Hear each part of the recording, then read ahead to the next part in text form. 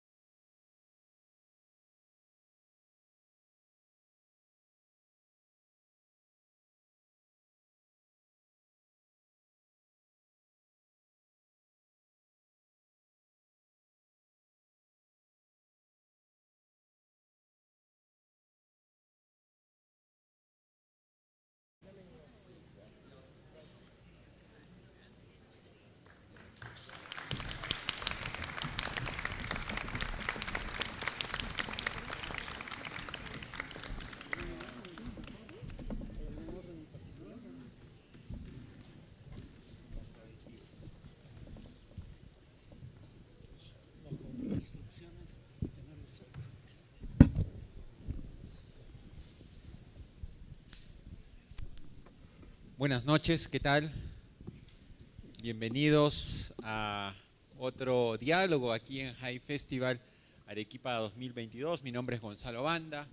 Para mí va a ser un gusto y un honor moderar esta mesa, este panel con algunos amigos como Natalia, como Farid y como Carlos. El título es un poco ambicioso, ¿no? Vamos a hablar de las desigualdades en América Latina, y esto es como si tuviéramos un estudiante de doctorado, le corregirían rápidamente, le dirían esto no tiene sentido, tienen que acotar el tema, ¿no? Pero vamos a hacer un poco, ahora sí sé, mejor.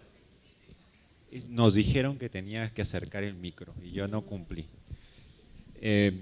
Ahora sí se escucha. Ya.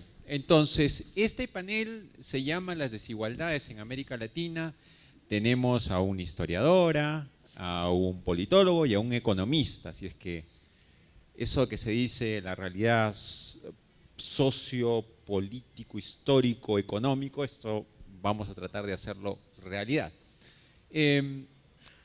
Quisiera comenzar con Carlos, porque creo que lo importante es establecer la línea base, ¿no? ¿Qué hablamos cuando hablamos de América Latina como un continente desigual? Venimos de, yo creo yo, de un periodo en el que América Latina creció mucho, ¿no? Muchos de los países siguieron recetas, esas recetas funcionaron en algún sentido y en otros no han terminado de funcionar y han generado un gran desaliento, ¿no? En la población. Muchos han reaccionado de la manera que pueden en las elecciones. ¿Qué hablamos cuando hablamos de desigualdad económica en la región? Ok, buenas noches, gracias Gonzalo, un gusto estar acá con ustedes en el Hey Festival. Soy un amante de este festival y nunca pensé que me iban a invitar porque soy economista, pero aquí estoy. Hablando como economista y hablando de desigualdad, los economistas no somos buenos hablando de desigualdad, o sea, le hemos prestado muy poca atención a la desigualdad. Los economistas nos hemos preocupado por el crecimiento, ¿no es cierto? Siempre hemos hablado de la necesidad de que la torta crezca para en el proceso ir dividiendo la torta. Pero si queremos cortar la torta ahora, podemos abortar el proceso de crecimiento. Y eso es lo más importante para nosotros, y ese ha sido nuestro discurso, y nos concentramos en el crecimiento. Mi esposa me ha dicho a lo largo de más de 3 décadas que está harta de oír hablar de salarios reales y de PBI per cápita, ¿no es cierto? Que no entiende de eso. Entonces, como ella es bióloga, me empieza a hablar en otros términos también que yo no entiendo, pero ahí vamos. Y los economistas hemos creído durante mucho tiempo que los seres humanos somos seres racionales. Y hablamos del Homo economicus. Y al Homo economicus, al ser racional, lo que le interesa es aumentar su capacidad de consumo. Y por lo tanto es crucial el crecimiento, porque el crecimiento me da bienestar, porque el consumo me da bienestar. Esa es la historia. Y la desigualdad, bueno, la verdad que no me importa mucho, ¿no es cierto? Me importa cuánto como, cuánto consumo. Bueno, déjenme contarles una historia como profesor. La historia involucra a Rosa y Mario. Eran alumnos míos de pregrado y se acercaba el examen parcial y le pregunto, estaba enseñando economía del comportamiento, y le pregunto a Rosa, imagínate que ya diste el parcial y sacas 11, ¿no? Y a todo el mundo le ha ido muy mal. Y acá a Mario, tú enamorado, una parejita linda, y entraban a la clase de la mano siempre, sonreídos. Digo, ¿cómo te sentirías tú más feliz? ¿No? Si tú te sacas 11, ¿te sentirías más feliz si Mario saca 0,9 o saca 19? ¿O no te importaría? Bueno, Rosa no se demoró ni 3 microsegundos en contestarme, me sentiría más feliz si se saca 0,9, ante lo cual Mario volteó a verla, ¿no? y el resto de alumnos se rió, pero me sirvió mucho para demostrar con claridad que nuestra felicidad, nuestro bienestar, no dependen solamente de nuestra nota, de cuánto nosotros consumimos, de cuánto nosotros ganamos, sino de cuánto ganamos y de cuánto tenemos y de cuánto consumimos en relación a los demás, ¿no? Los libros de autoayuda nos dicen siempre, no te compares, si quieres ser feliz, no te compares. Pero la verdad es que los seres humanos nos vivimos comparando todo el tiempo, ¿no es cierto? Es parte de este Homo sapiens, no de este Homo economicus. Y los seres humanos somos Homo sapiens. Y al Homo sapiens le interesa la comparación y por lo tanto la desigualdad es muy importante. Y para ir y acabo con esto, y voy a terminar con algo de sexo para divertirlos un poco. Quiero comparar el ingreso del percentil más alto de la población peruana con el percentil más bajo. Ese ratio de comparar el ingreso del más alto con el más bajo da 69, esa es la connotación sexual, 69 veces el más rico al más pobre. Es muy alto ese ratio, la diferencia es muy grande. Y es más grande todavía porque los ingresos que estamos comparando no incluyen los ingresos de capital, solamente los ingresos del trabajo. Y los más ricos tienen mucho más capital. Entonces la diferencia es mucho más grande que ese 69. Bueno, Chile, hay que invertir el 69. En Chile el ratio es 96, ¿no? Hemos invertido. Y nos vamos a Colombia. Y en Colombia el ratio es 270. Y nos vamos a Brasil. Y en Brasil el ratio es 290. Esta es una región muy desigual, muy desigual. Es una región que creció mucho siguiendo políticas del consenso de Washington que algunos de nosotros promovimos al comienzo de los 90 aquí, que permitieron que la torta crezca. Pero en países como Perú, después de 30 años del periodo de crecimiento más exitoso de nuestra historia, hemos terminado con el gobierno de Pedro Castillo. Y en Chile, la historia de éxito económico de América Latina están con el gobierno de Gabriel Boric. Y no es que esto sea malo, ¿no? Ninguno de estos dos gobiernos, simplemente es una observación de que lo que nosotros los economistas le habíamos contado a las sociedades parece que no les gusta tanto, porque es un rechazo a parte de nuestra oferta. Y creo que parte de ese rechazo tiene que ver con el descuido por la desigualdad. Farid, tú acabas de publicar un libro analizando a la derecha emergente, ¿no? En el mundo, digamos, hay un populismo de derecha que está emergiendo. Y yo me preguntaba si es que solamente la desigualdad económica es la que suscita, ¿no? La literatura politológica, si es la única que suscita algún tipo de reacción o de backlash frente a otro tipo de comportamientos, ¿no? Y sospecho, por las lecturas de Pippa Norris y otra gente, que no solamente es una desigualdad económica, hay una respuesta que proviene de otras causas que están más arraigadas a la cultura, ¿no? Sí, bueno, un comentario, una corrección en materia de marketing. Ese fue el libro de 2019, el último está ahí, Tiempos Violentos, salió esta semana. Y antes de responder a la pregunta que tú le hiciste a tus alumnos o a tu alumna, hay una encuesta similar en la Universidad de Harvard, y era alumnos de posgrado de la Universidad de Harvard.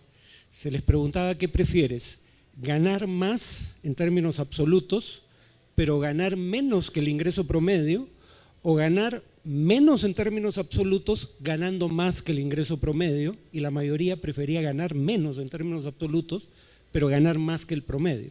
O sea, hay suficiente evidencia efectivamente para saber que los humanos medimos nuestro bienestar en comparación con otros que consideramos relevantes, ¿no? Entonces sí, la desigualdad importa.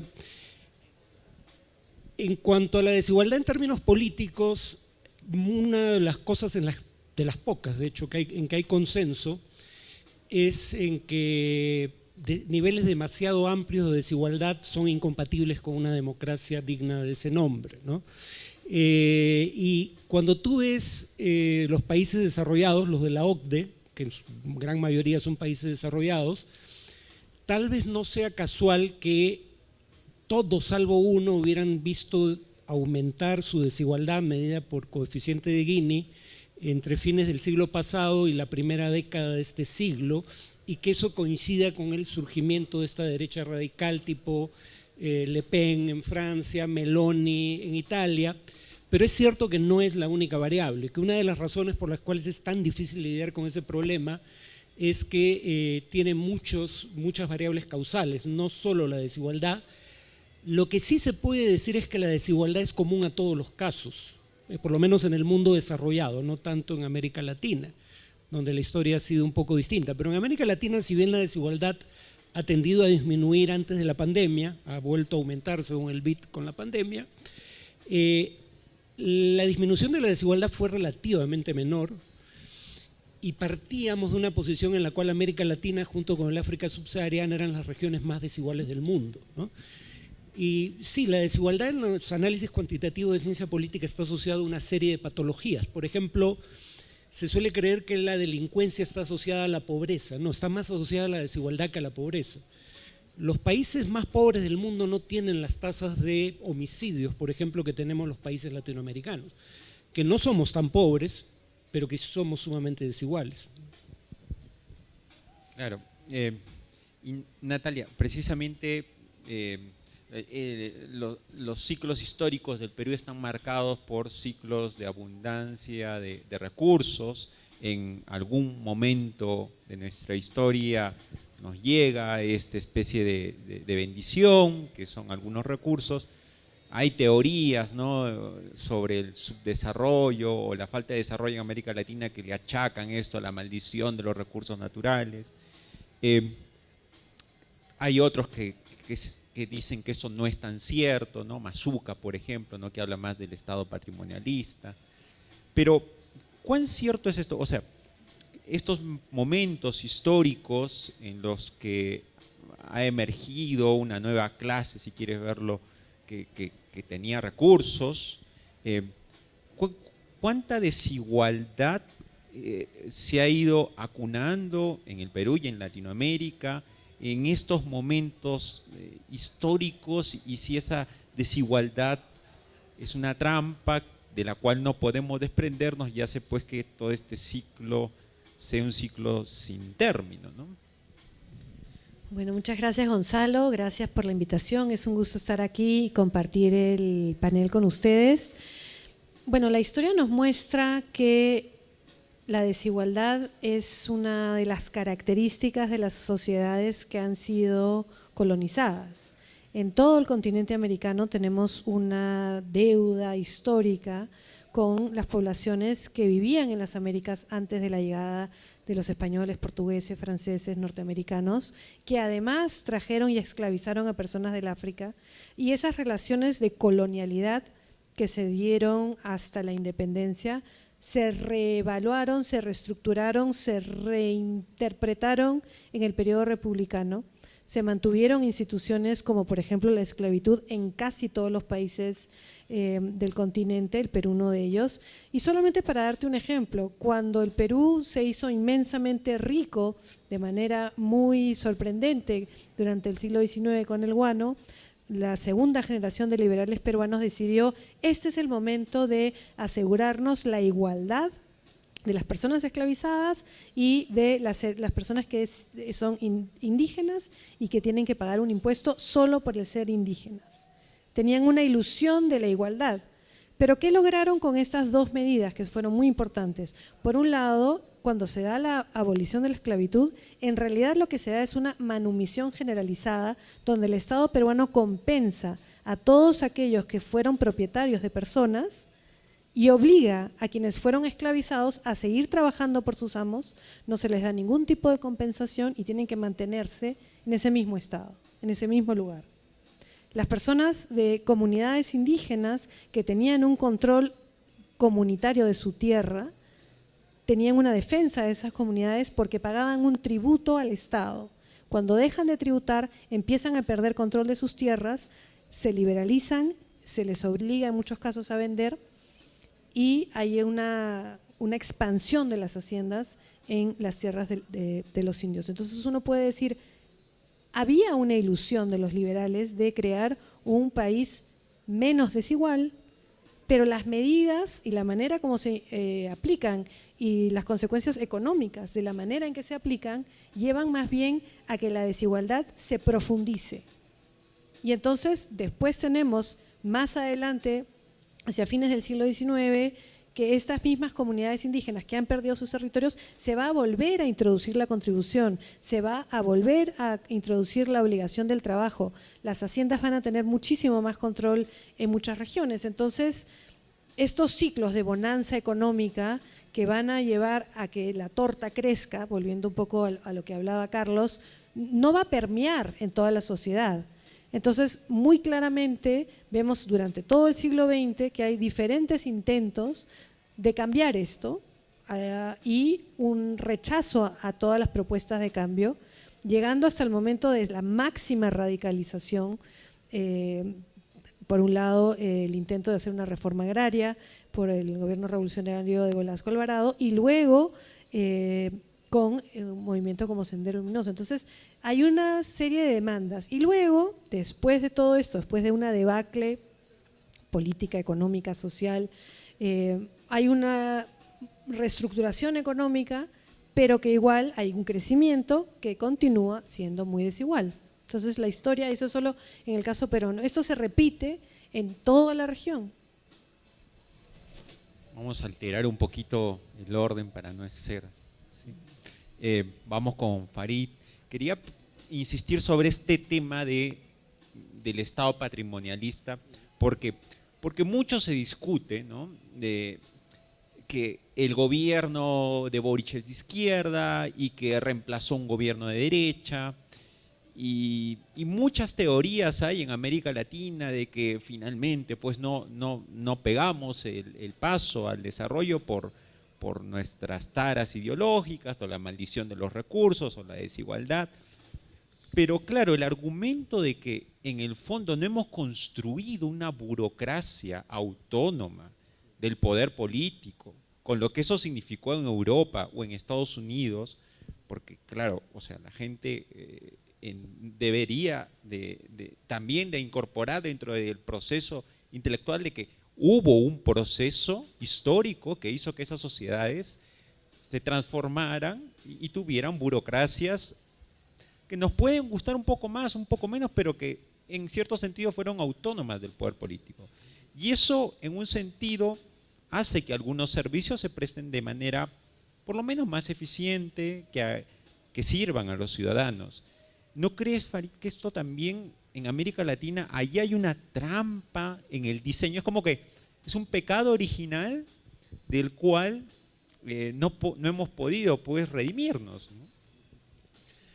Una cuestión anterior que no hemos tratado todavía: es legítimo preocuparse por las desigualdades. No sería natural esperar que haya cierto nivel de desigualdad, dado que ni esfuerzo ni talento se distribuyen, digamos, equitativamente entre todos los miembros de la sociedad. Presumo que todos podríamos estar de acuerdo que hay niveles de desigualdad que son socialmente justificables, ¿no? El principio general es: si la desigualdad se basa en el mérito, pues ¿cuál es el problema con eso? A cada quien lo que le corresponde. El problema con eso es que la forma de saber si la desigualdad se basa en el mérito, una forma al menos, es ver la movilidad social. Es decir, si tú naces pobre, ¿qué probabilidades tienes de terminar tus días siendo rico? Y viceversa, ¿no? Entonces uno diría: no hay problema en que una sociedad sea más desigual si simultáneamente tiene alta movilidad social, si no estás condenado a permanecer en la pobreza.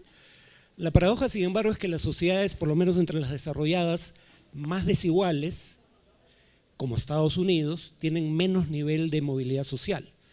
O sea, no son particularmente meritocráticas las más desiguales, ¿no? Entonces, por donde se vea, es una preocupación legítima. En cuanto a la historia de la región, primero, Carlos lo sabe mejor que yo, la maldición de los recursos no existe, porque una maldición supone que no hay nada que puedas hacer al respecto. Por poner un ejemplo muy básico: si todo el dinero que entra por exportaciones lo dedicas a un fondo de inversiones que invierte fundamentalmente fuera del país, no hay el fenómeno de la maldición de los recursos. Es decir, que tienes un flujo tan grande de moneda extranjera por un único sector de la economía que, digamos, afecta la competitividad de otros sectores, abarata las importaciones, en fin. Entonces, no es una maldición.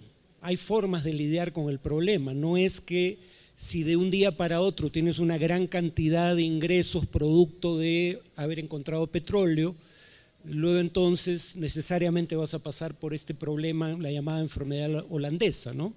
No es que no se pueda hacer algo al respecto. Entonces, Chile en ese sentido es un país que sí tuvo un diseño institucional un poco más inteligente para manejar ese problema. Otros países como Venezuela nunca lidiaron con él, pero no había nada inevitable en lo que le pasó a Venezuela, ¿no? En el tema de patrimonialismo, bueno, voy a entrar de manera indirecta al tema, ¿no? Pero piensen en lo que está pasando en este momento con Petroperú y con la refinería de Talara. Y hay gente que cree que una empresa sea pública es intrínsecamente progresista. Y en realidad eso es confundir los fines con el medio. El fin debería ser la redistribución del ingreso, no si la empresa es pública o privada. Y en el caso de estas empresas específicas que he mencionado, ¿realmente es progresista destinar 2.500 millones de dólares a subsidiarlas o a subsidiar bueno, no tanto Petroperú, a subsidiar el proyecto de refinería? ¿No habría sido mejor destinar esos fondos a educación y salud? O sea, incluso el debate de lo que es digno de adoptarse como política pública acá está sesgado por formas de ver el tema que son totalmente erradas, ¿no? Dicho sea de paso, el fascismo también era estatista, ¿no? Y nadie recuerda eso como una experiencia digna de encomio desde la izquierda, ¿no? Pero acá todavía tenemos esta cuestión de que la izquierda tiene que proponer algún tipo de participación del Estado en la propiedad, lo que termina ocurriendo muchas veces. En el mejor de los casos, aclaro que yo no me opongo por principio a las empresas públicas, pero digamos no tengo tanto problema en las empresas públicas en Suecia, sí en el Perú. Y Suecia de hecho tiene ejemplos de, todo país desarrollado por ejemplo tiene un banco de desarrollo, ¿no? Público. Pero en países como Perú la preocupación debería ser no tanto qué debe hacer el Estado, sino qué está en capacidad de hacer. Y yo personalmente tiendo a creer que no está en capacidad de administrar empresas y que no hay nada progresista en que administre empresas, porque generalmente, en el mejor de los casos, suelen ser mal administradas, lo cual hace que pierdan dinero de todos los peruanos. En el peor de los casos suelen ser fuentes de corrupción generalizada y no hay nada progresista en eso tampoco, ¿no? Vean el tipo de escándalos de los que se acusa al actual gobierno que presumiblemente es de izquierda. Son capitalismo mercantilista, de eso se le está acusando, o sea, de que hay empresas que obtienen contratos del Estado no porque son el mejor postor en una licitación o porque sea la empresa más competitiva en el mercado, sino, bueno, y dicho sea de paso, eso, yo no sé por qué nos escandalizamos como si eso no hubiera ocurrido antes en el Perú, ¿no? Ahora de pronto todo empezó con Castillo, es el complejo de Adán nuevamente, ¿no? El grado de incompetencia que tiene este gobierno sí probablemente sea algo inédito, pero la corrupción no es inédita. O sea, tuvimos el Club de la Construcción, tuvimos el escándalo Lavallato, ¿no? Mi punto es que este gobierno más bien se parece a lo que hemos tenido antes en esa materia, ¿no? Creo que nos da un pie económico, ¿no? Porque la intervención de Farid ha hablado precisamente de un tema espinoso en Perú, Petroperú, pero en general podríamos reflexionar en la región, ¿no? O sea, en la región, digamos que el Estado tiene que permitir, poniendo los servicios a disposición, al servicio del ciudadano, disminuir las desigualdades. Y ciertamente lo que ha hecho muchos políticos es usarlos para construir clientelas políticas, los más exitosos, ¿no? Porque hay algunos que ni siquiera pueden construir clientelas políticas. Por ejemplo, Pedro Castillo, siendo un gobierno que en teoría es populista, debería ser un gobierno que construye algún tipo de clientela, pero no puede hacerlo. ¿Cómo ves esto, Carlos? ¿Crees que económicamente, cuáles podrían ser las fallas al momento de intervenir? Porque tú has hablado de que se ha hecho crecer la torta, pero que no se ha repartido. Pero ¿en qué cosas particulares tú crees que no se ha repartido bien la torta? Y te dejo con esa reflexión porque sé que la vas a hacer, que es, en Chile parece ser que muchas de las cosas se han repartido bien, pero la gente no está muy conforme con esa repartición, ¿no? Entonces hay un problema mayor, ¿no? Perfecto. Farid tocó Petroperú. Tengo un libro afuera que se llama La tragedia de las empresas sin dueño, el caso Petroperú. Tuve la oportunidad de ser presidente del directorio de Petroperú y conocer el monstruo por dentro. Y mis reflexiones y la historia de la refinería está ahí. Y la respuesta a tu pregunta, si no es inmoral o falta de ética el dedicar recursos a Petroperú, la respuesta es un indudable sí, ¿no es cierto? Es terrible y bueno, espero poder regresar a ese tema, pero no puedo no contestar a eso. Con respecto al crecimiento de la torta y la repartición de la torta, hemos tenido en Perú, en Chile, los periodos más exitosos y prolongados de crecimiento. El modelo de economía de mercado ha funcionado, claramente ha funcionado. Hemos reducido la pobreza en ambos países de una forma bárbara. Acá era más del 50% y la bajamos a 20%. En Chile a 4%, ¿no es cierto? Entonces, movilidad social, bueno, podemos conversar sobre eso, pero muchos nacieron pobres y ya no son pobres, ¿no es cierto? Porque todo subió. No es que hayan subido en la escala necesariamente, no, pero la cantidad de pobres se redujo bárbaramente. Y acá hay un tema de por qué la desigualdad nos importa. La desigualdad nos importa porque consideramos que es injusto.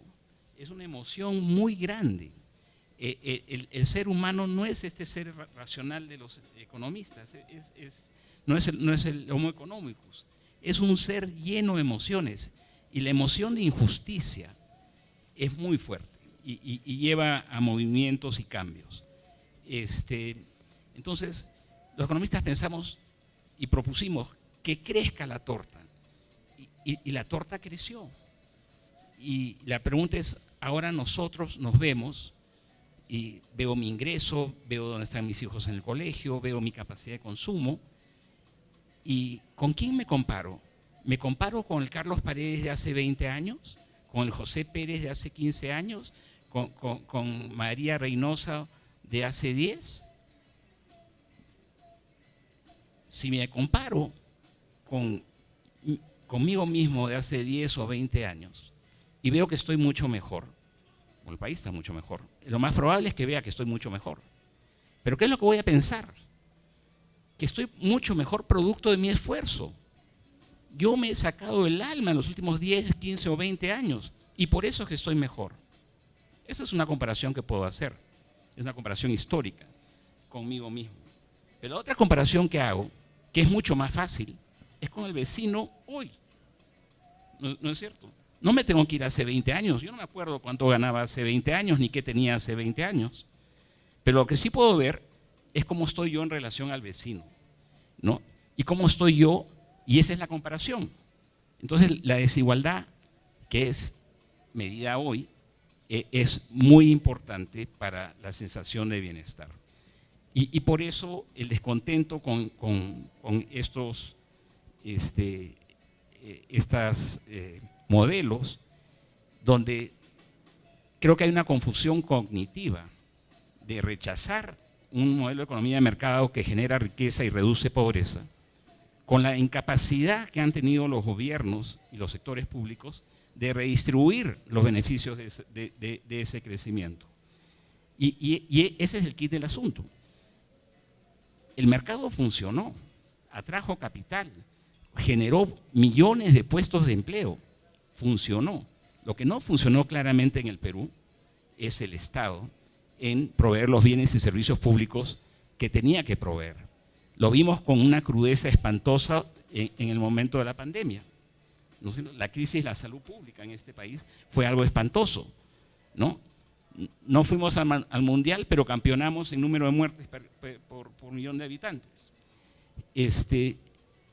Eso es un sector público que no hace lo que tiene que hacer. Y ahí la respuesta a Farid, ¿qué hace ese sector público haciendo refinerías?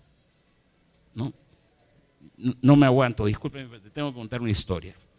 Estaba en Talara, yo iba a Talara siendo presidente de Petroperú, una semana sí y la otra también. Y en una de esas idas a Talara me dicen, Carlos, tienes que presentar este cheque porque es una donación que está haciendo Petroperú a el Centro de Salud Pública de Talara, que quedaba a 3 cuadras de la refinería. Y me fui con un cheque de 350.000 soles, como el de la Teletón, ¿no? Grandazo. Y yo soy medio tímido y me da una vergüenza horrible hacer esa vaina. Y bueno, pero fui con mi cheque enorme. Y tenía que esperar al gobernador de Piura, que era médico, pero llegó tarde. Y me dio la oportunidad de pasear por el centro médico que estábamos apoyando. El centro médico, para mi sorpresa, había sido un centro de salud de Petroperú. Y antes de Petroperú había sido un centro de salud, un hospital de la International Petroleum Company. Y era el mismo centro de salud, y yo diría que casi con las mismas camillas desde la IPC. Era un centro de salud muy venido a menos. Lo que había sido hace 30 años un lindo jardín al costado del centro de salud era una letrina pública, donde los indigentes y los perros hacían sus necesidades. Y me paseé por el centro con el director médico y con las enfermeras, maravillosas mujeres que atendían las necesidades de los talareños y talareñas. Y les dije, oye, hagan que nuestro apoyo sea lo más fructífero posible, ¿no? Podemos cambiar lo que hemos dicho y si es necesario podemos aumentar un poco el monto, pero hagan que esto funcione. Y me contaron en ese contexto que en los últimos 8 meses habían muerto 6 mujeres en labor de parto en ese centro médico, porque no habían los equipos, no habían los médicos necesarios para atender a esas mujeres y a esos niños que iban a venir al mundo y no pudieron venir al mundo, vinieron muertos. No teníamos una ambulancia con que evacuar a esas mujeres y sus niños a un centro médico de mayor complejidad. Y después de escuchar eso, yo me sentía pésimo, pésimo. Y regresé a la refinería ya de noche. Y ustedes no se imaginan lo que es esa refinería de noche. Yo sentía que dejaba atrás un centro de salud muy venido a menos y entraba de frente a una película de George Lucas de La Guerra de las Galaxias. Porque esa es la impresión que da esa refinería. Una refinería modernísima e impresionante, impresionante. ¿Qué hace el Estado peruano invirtiendo en una refinería que calculamos cuánto valor generó a Petroperú? Le destruyó 1.650 millones de dólares de valor, se los destruyó. Siendo presidente lo anunció, eso jamás se debió haber hecho. Y se hizo ocultándonos la verdad. Si les interesa la historia pueden comprar el libro, pero es terrible, la historia es terrible porque tenemos un Estado que en vez de redistribuir los beneficios del crecimiento, los usó de una manera muy ineficiente. Ese es nuestro reto. ¿Y qué es lo que estamos viendo hoy en día en el Perú? Y es lo que a mí me alarma. Lo que estamos viendo es una destrucción de la ya muy debilitada y precaria institucionalidad de las políticas públicas en el país. Estamos viendo el nombramiento de gente sin ninguna capacidad, ninguna calificación a puestos clave. Esto nos va a perseguir por mucho tiempo, ¿no? Y está socavando la capacidad del Estado de cumplir con su función de redistribución, que es la única manera en que vamos a poder reducir la desigualdad. Gracias, Carlos. Natalia, es indudable que muchos creen que esta especie de momentos en los que fracasamos colectivamente en Latinoamérica para ponernos de acuerdo, a disminuir nuestras desigualdades, muchos pensamos que son lecciones del pasado, ¿no? Porque en el fondo son tropiezos que más o menos tienen los mismos rasgos, una sociedad que está con un abismo, ¿no? Basadre hablaba de estado empírico, abismo social, ¿no? ¿Tú qué crees que estamos en qué fase histórica, ¿no? Si estamos en esta fase histórica en la que será posible, después de cierto grado de descomposición, pasar a otra fase histórica de prosperidad, o al contrario, esto yo me incluyo en los que cree que si es que no hay un cambio, la empeoría no va a mejorar mucho, ¿no? Bueno, muchas gracias. Quería regresar a un par de cosas que dijo Carlos para contestarte. Y la primera es que estamos partiendo desde un punto clave, hablamos de desigualdad, porque todos estamos más o menos de acuerdo con la idea de que, en teoría, debe existir la libertad y la igualdad. Es decir, las ideas básicas de la Revolución Francesa. La idea que todos hemos nacido iguales y que debemos tener los mismos derechos, las mismas oportunidades. Por supuesto, esto es más teórico que real, pero no olvidemos que hace 250 años esta noción era considerada absolutamente absurda. Las sociedades eran estamentales, donde uno nacía, uno moría, si uno era campesino, si uno era esclavizado, si uno era noble, si uno era de diferentes partes de la sociedad, debía nacer y permanecer ahí. Y ahí a nadie le preocupaba la desigualdad. Es más, la desigualdad estaba naturalizada y aceptada porque era una decisión divina. Dios había decidido que uno sea campesino o noble o lo que fuera. Entonces, lo que tenemos que considerar es, no son tantos años en el muy largo término, 250 años echándole un poquito más, digamos, hacia mediados del siglo XVIII, en que la noción de que todos debemos ser iguales y tener las mismas oportunidades y los mismos derechos se convierte en un deseo. Ese es un punto que creo que es muy importante, porque cuando tú preguntas ¿a qué nos vamos? ¿Estamos realmente en un proceso donde vamos a lograr cubrir esas brechas? ¿O va a haber un cambio real donde ahora se vuelve a preguntar, ¿es que de verdad somos o debemos ser todos iguales o no?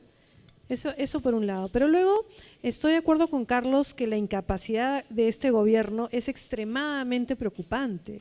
Yo creo que ese es algo que, bueno, a todos nos puede quitar el sueño, pero cuando hablamos de estas decisiones de invertir millones en una refinería, ¿por qué el Estado toma estas decisiones? Eso es por un lado, digamos, lo que el Estado decide hacer con lo que tiene. Pero no nos estamos en este momento tampoco preguntando por de dónde sale el dinero que genera el Estado. Y aquí volvemos al tema de los recursos y el tema de la tributación y el tema de cómo construye un Estado una base económica para poder sostener ya sean estas inversiones absurdas o inversiones importantes como salud, educación, que la gente no te vaya a matar en la esquina, que tengas una calle, que tengas un alcantarillado, porque en el fondo ese es el Estado. Entonces, la historia de cómo se ha tributado en el Perú es muy importante para entender también en parte por qué tenemos estos problemas. En el periodo colonial la idea era que los recursos naturales eran los que debían utilizarse, se debían dar al rey, deberían ser la base sobre la cual se construía mal que mal la tributación, y que además eran los indios en el periodo colonial, los indígenas en el periodo republicano temprano, quienes debían tributar, y las importaciones. Y hasta cierto punto lo que en la colonia se llamaba la alcabala, lo que ahora sería mal que mal un impuesto de compraventa, si quieres. Pero en el Perú tenemos problemas no solamente de recaudación, es decir, que las personas que la ley dice deben tributar, muchas de ellas no tributan, pero también tenemos una capa muy baja en cuanto a tributación. Cuando uno estudia, por ejemplo, la historia de la tributación en el Reino Unido y ve que después de la Segunda Guerra Mundial, entre la Primera y la Segunda Guerra Mundial, hubieron un momento de impuestos a la herencia del 80%. Entonces uno dice, bueno, ¿de dónde sacaron el dinero para hacer estos estados de bienestar? Bueno, lo sacaron de algún lado. Por supuesto que si no tenemos a un Estado eficiente, ¿quién va a querer tributar? ¿En qué confianza? ¿Cómo se va a poder confiar que en vez de tener hospitales tengamos refinerías que no nos traen ningún beneficio? Ahí hay un problema de un círculo vicioso. Personas que dicen, ¿yo por qué voy a tributar? Porque yo lo tengo que igual pagar mi salud privada, igual pagar mi seguridad privada y mi educación privada. Entonces, ¿para qué voy a pagar para el Estado? Entonces, ahí hay una serie de temas que vienen de muy larga data históricamente, de cómo se financian los estados, pero también volvamos a este punto que no es tanto tiempo en una larga duración en que realmente tenemos esa concepción que las personas tenemos una igualdad de deberes y derechos. Bueno, sí. Hay una suerte de visión geopolítica cuando uno está fuera del país y creo que hace 15, 20 años la región era mirada con entusiasmo, ¿no? Tú le preguntabas a los banqueros de inversión y decían, sí, América Latina, oh, right, ¿no? Business is good, ¿no? Y justo antes de venir me acuerdo que hablaba con Michael Stott, que es el editor del Financial Times para América Latina, decía, pero los inversionistas estamos comenzando a aprender que en América Latina el negocio está bien, pero la política ya está comenzando a molestar el negocio. Y en general hay una impresión de que la región puede estar entrando en una época de insignificancia, o sea, en la que probablemente América Latina ya no tiene el mismo dinamismo que tenía hace 15 años, que digamos los países estaban creciendo y decían, oye, cuidado con América Latina, que se va a convertir en un país, en un continente pujante. ¿Ustedes comparten ese nihilismo, si quieren verlo, con la región, o creen que la región, precisamente por los problemas que lastra de desigualdad social, tal vez terminen cayendo en un territorio donde las cosas más importantes que puedan suceder es una elección, pero no vamos a aspirar tal vez a modificar un poco la torta, que es lo que se está tratando de debatir en los países desarrollados, donde el tema de desigualdad sí es un tema, ¿no? Y impuestos a las grandes riquezas, y esto está dentro de la agenda política contemporánea. No sé qué piensan, en general lanzo esa pregunta para que todos puedan comenzar con esa respuesta. Si quieres comenzamos con Carlos. Yo soy un optimista por naturaleza. Yo creo que este es un bache del cual tenemos que extraer lecciones, pero las buenas lecciones, ¿no es cierto? Me parece inverosímil que no podamos extraer las lecciones que nos deja Petroperú. Pero las lecciones de... Hay gente que extrae la lección, hay que cambiar el capítulo económico de la Constitución y extraen eso como lección, cuando eso es lo que ha funcionado y lo que necesitas es cambiar el Estado y poner un Estado que funcione, ¿no? Hace poco fue la noche, el día de la canción criolla. Hay una canción que se llama Odio, prefiero indiferencia, ¿no es cierto? El ninguneo que hay en este país a grandes sectores de la población es espantoso y causa rebelión, porque prefiero odio a indiferencia. A mí me tocó vivirlo en Petroperú. Yo viajaba en la selva y no era un viaje geográfico de distancia, era un viaje en el tiempo.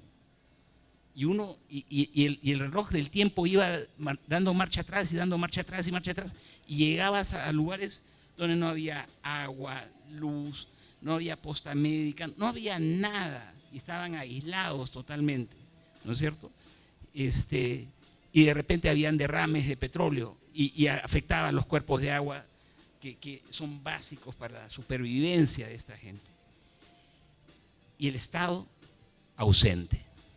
El Estado ausente en gran parte de nuestro territorio.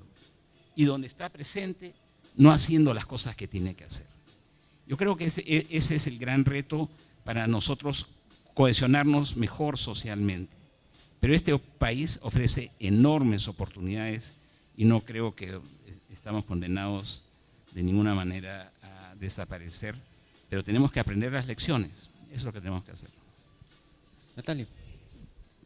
Bueno, yo creo que también comparto con Carlos en general el optimismo, me gusta ser optimista, pero también soy bastante cínica en general. Entonces pienso que si es que no hay un cambio real en cómo hacemos las cosas, no podemos esperar resultados diferentes haciendo siempre lo mismo. Yo creo que si no hay un cambio real va a ser bastante difícil. Recuerdo mucho cuando fue el gran boom de la minería, hace unos años, estar con el que fue mi profesor de Historia Económica en Inglaterra, Víctor Bulmer Thomas, y él estaba muy entusiasmado, había un gran roadshow del Estado peruano, y entonces era todo este crecimiento, todos estos recursos naturales, ahora sí todo, y entonces él me dice, bueno, estarás optimista, pensarás, y le dije, yo sospecho que estamos ante una nueva era del guano, y me temo que no… La prosperidad falaz. Mira, no sé qué tan falaz fue la prosperidad, eso ya lo he dicho en algún libro, pero hubo crecimiento, por supuesto que sí, pero las oportunidades que se dieron no se tomaron, corrupción descomunal, resultado poco sorpresivo. Bueno, yo no voy a responder sobre si soy optimista o no. lo cual en sí mismo es una respuesta, y si ponen Creep de Radiohead, menos aún. Pero bueno, dejando eso de lado. Perú quiere ser parte de la OCDE, ¿no? De la Organización de Cooperación y Desarrollo Económico, que es una entidad que agrupa fundamentalmente a países desarrollados. ¿Cuánto se recauda en impuestos como proporción de la economía en la OCDE? 33%.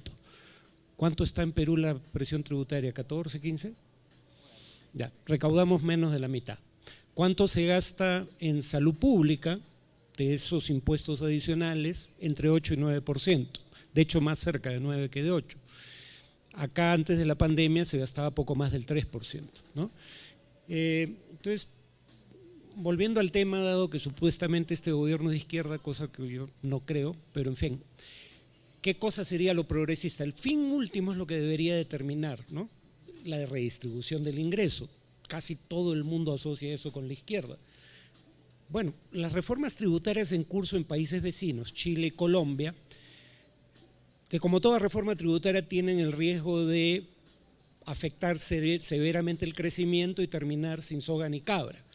Pero una reforma tributaria que, sin afectar incentivos económicos, aumente la recaudación como proporción de la economía, la haga más progresiva, porque por ejemplo se suele decir, no, pero hay que cobrarle más al sector informal, y siempre se habla de qué proporción del empleo genera el sector informal, más del 70%, pero según el INEI genera menos del 20% de la economía. Entonces tampoco es que haya tanto margen para cobrar impuestos ahí. Y que toda esa recaudación adicional se destine a salud, educación o, como va a ser Chile, si el proyecto funciona, a subsidiar las pensiones de los sectores de menores ingresos.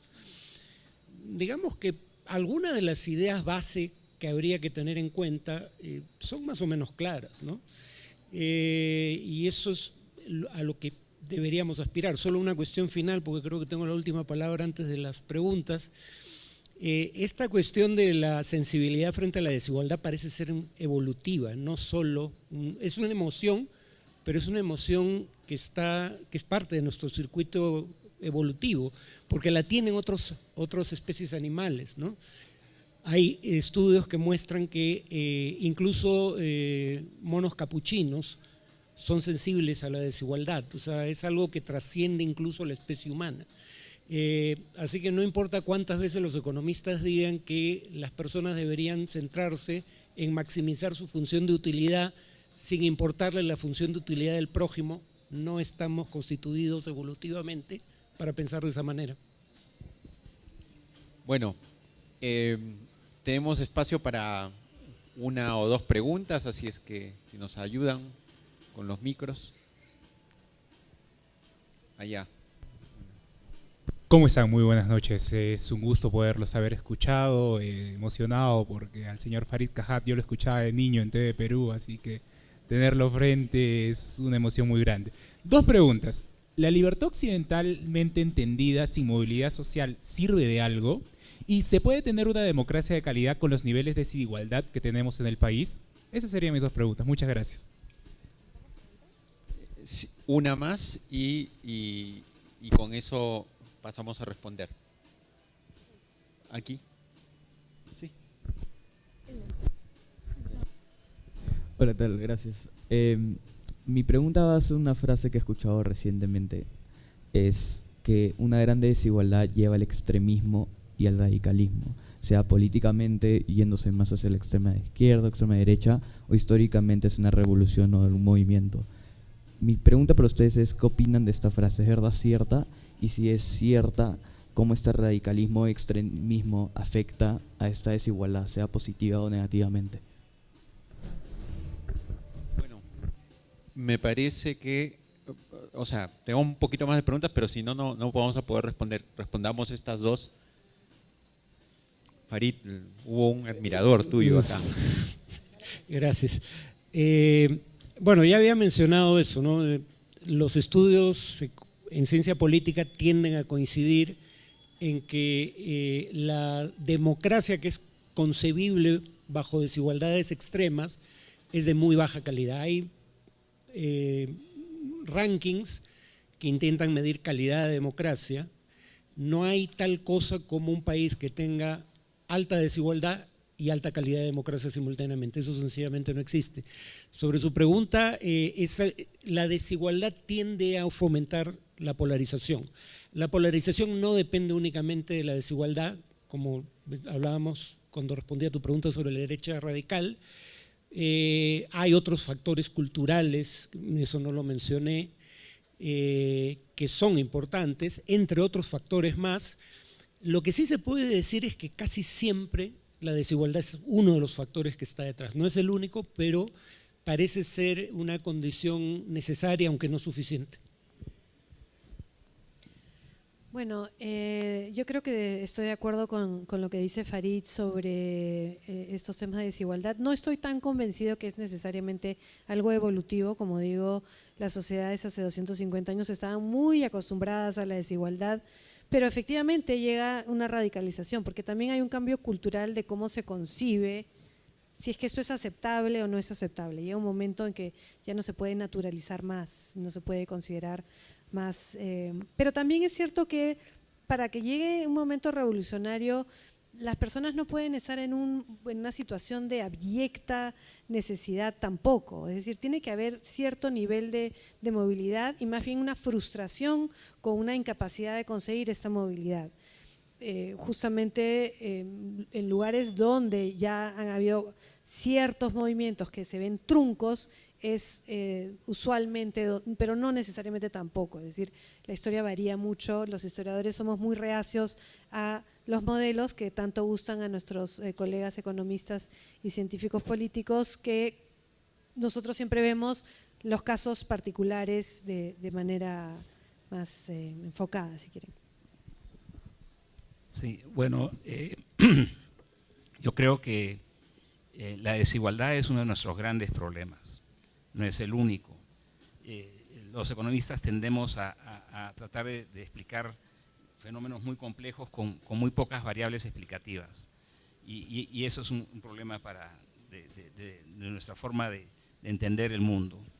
Creo que además del tema de crecimiento y desigualdad, y hay un montón de temas que hemos dejado fuera por el tiempo, pero creo que el tema de, por ejemplo, la corrupción, es un tema que tenemos que tratar más y que causa rebelión. El tema del ninguneo es terrible, y en este país es muy grave.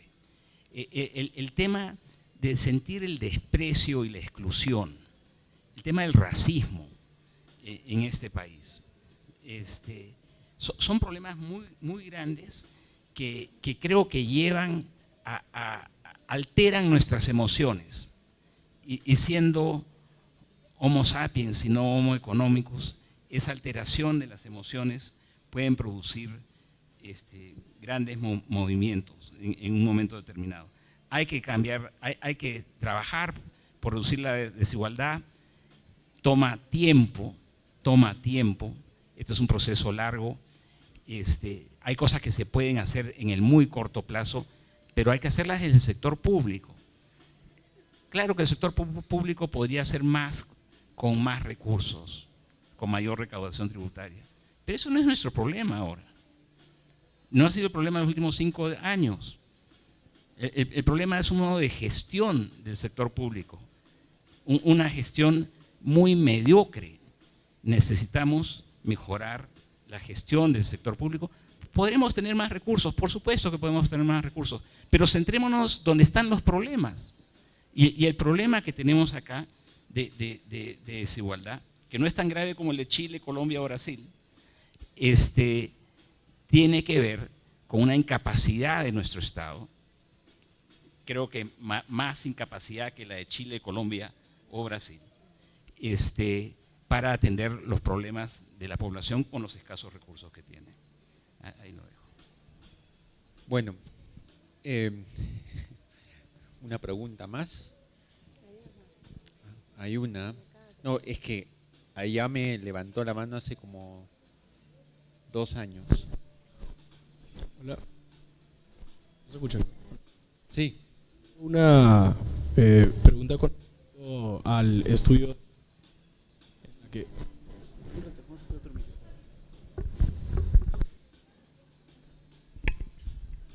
trampa de la desigualdad.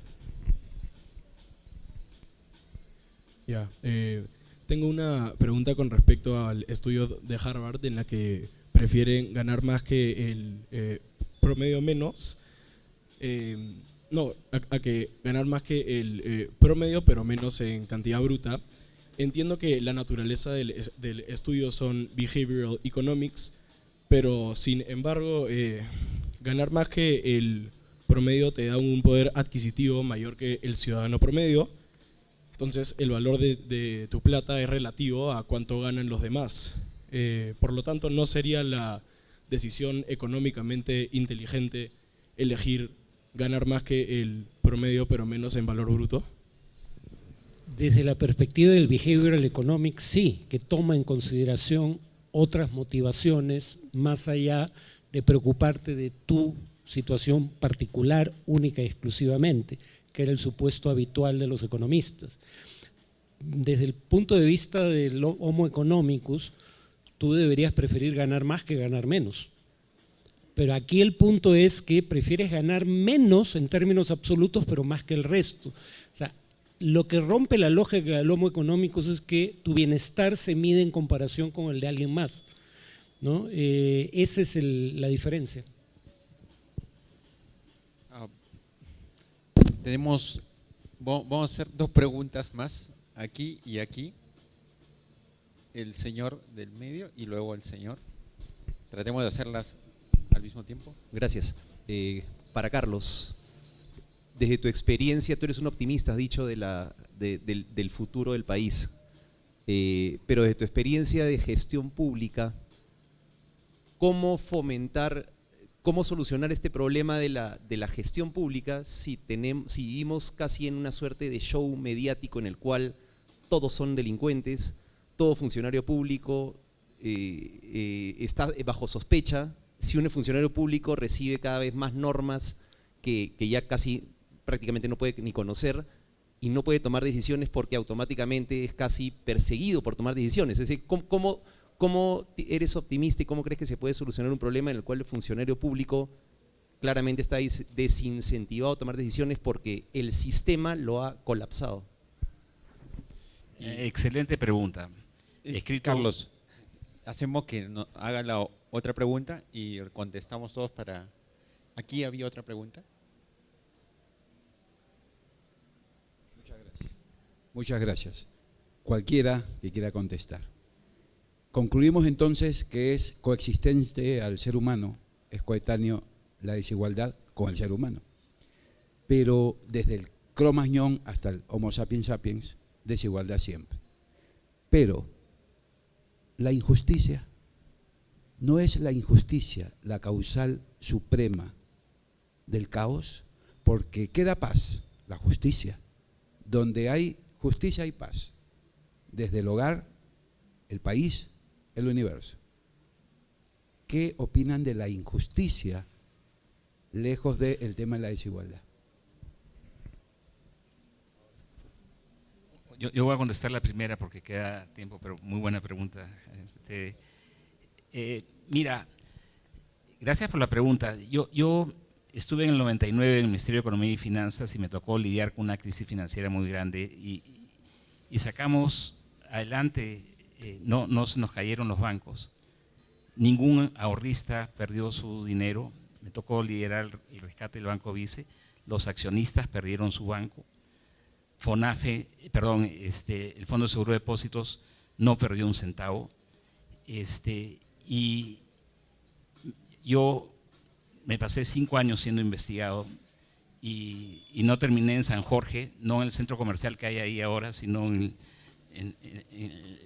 la cárcel, porque me denunciaron junto a los accionistas que tenían mucho dinero para defenderse, ¿no? Y ahora en Petroperú ya tengo 4 denuncias acumuladas, sin sentido alguno. Y bueno, aprendí de la primera experiencia y en Petroperú hice que la Contraloría me acompañase con control concurrente todo el tiempo. Creo que hay que hacer las cosas con mucho cuidado, hacer las cosas bien y poder comunicar qué es lo que estás haciendo en tiempo real, ¿no? Transparencia. Si uno hace las cosas con transparencia y fomentas la transparencia, que no lo hay en el sector público peruano, menos en las empresas públicas peruanas, pero si tú te encargas de fomentar la transparencia y actúas con transparencia, puedes actuar. Sí veo que hay una estructura de incentivos perversa, donde no hay beneficios por tomar decisiones y acertar, pero hay todos los castigos del mundo por tomar decisiones y que te vaya mal. Y nadie es mago, porque tú no sabes qué va a pasar, ¿no es cierto? Uno puede equivocarse, y puede equivocarse genuinamente con la información que tenías, el set de información que tenías cuando tomas la decisión, ¿no? Pero si te equivocas, te reventaste con la estructura actual de incentivos. Tenemos que cambiar eso y se puede hacer, pero yo me niego a pensar que estamos perdidos por eso. Cambiemos la estructura de incentivos, hablemos sobre ella, ¿no? Creo que la Contraloría ha mejorado en algo, tiene mucho que mejorar. La Fiscalía ha mejorado, no sé, con respecto a los funcionarios públicos, pero vamos poco a poco, no nos rindamos, ¿no? Esa es mi visión. Natalia. Bueno, sobre la justicia y la desigualdad, yo creo que, como dije creo ya varias veces, el tema de desigualdad históricamente han habido momentos en que ha sido considerado aceptable y momentos en que no, que ha dejado de serlo. Y cuando hablamos de justicia, estamos hablando de qué cosa es legal o qué cosa es el sentido intrínseco de lo que a usted o a mí nos puede parecer justo, que también es históricamente variable y también puede variar personalmente. Y vuelvo una vez más al ejemplo de la esclavitud. La esclavitud fue legal en muchos lugares del mundo por mucho tiempo. La esclavitud sigue existiendo hoy, de manera ilegal en algunos lugares todavía. Pero el hecho de que una persona puede ser dueña de otra, a mí personalmente siempre me va a parecer injusto, más allá de lo que puede haber dicho la ley en Brasil hasta 1888, en el Perú hasta 1854 y etcétera. Yo respondería en materia de justicia asociándolo con el tema en discusión. En primer lugar, jamás hubo una sociedad totalmente igualitaria. Las sociedades comunistas no lo fueron. De hecho, uno mira Corea del Norte y más del 20% del PBI se destina a defensa, en un país que vive al borde de la muerte por inanición cuando hay sequías. Entonces, incluso esas son sociedades extremadamente desiguales. Luego, entonces, nadie aspira a la igualdad absoluta, absolutamente nadie. Todos suponemos que hay cierto nivel de desigualdad que puede considerarse justo. Si alguien trabaja 10 horas y es tan productivo por hora como alguien que trabaja 8, todo el mundo asume que quien trabajó 10 horas, siendo tan productivo en cada una de esas horas como el que trabajó 8, debe ganar más. Por eso mencionaba el tema de una de las cosas que nos puede decir en qué medida la desigualdad se basa en el mérito, que es la desigualdad que asociamos a lo justo, es la movilidad social.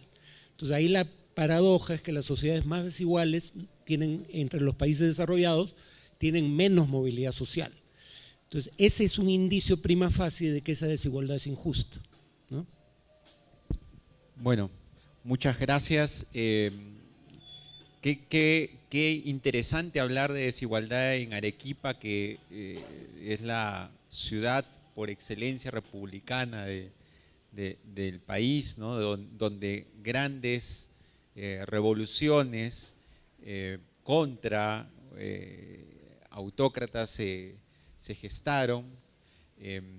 A veces uno tiene la visión de que Arequipa es una ciudad muy pacata, muy conservadora, pero se olvida de esos momentos en donde Arequipa desafió el poder y lo desafió frente a autócratas que tenían muchísimo poder en ese momento, ¿no?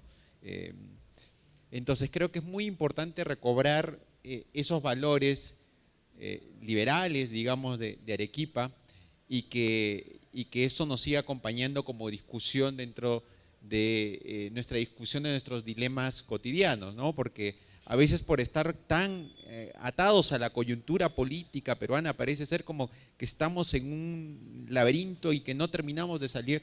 Creo que más allá, y precisamente el intento de High Festival es precisamente a veces sustraernos de esa realidad cíclica, tormentosa, crítica, y tratar de reflexionar sobre los grandes temas para que muchos de nosotros, cuando tengamos en nuestras labores cotidianas alguna labor que hacer, podamos decidir con criterios un poco más abiertos a las ideas, a imaginar, a pensar el mundo, ¿no?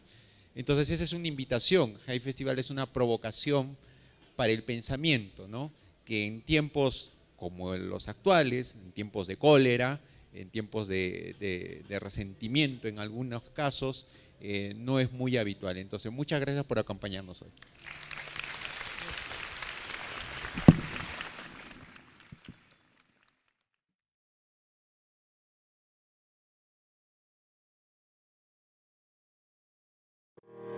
Hey Festival Arequipa 2022. Se abren de nuevo las puertas de los auditorios, se llenan de preguntas las butacas y los escenarios nos traen grandes ideas sobre literatura, ciencia, medio ambiente, arte y actualidad. Reconocidas personalidades y artistas del Perú y del mundo se dan cita una vez más en el Hey Festival Arequipa 2022. Volvemos a encontrarnos para debatir y conversar durante 4 días de la mano de más de 120 participantes procedentes de 14 países, en más de 90 actividades presenciales y transmisiones en streaming para todos los públicos. Una celebración del pensamiento y la palabra en diversos escenarios, sesiones en el centro penitenciario y actividades en alianza con organizaciones que apoyan a la infancia menos favorecida.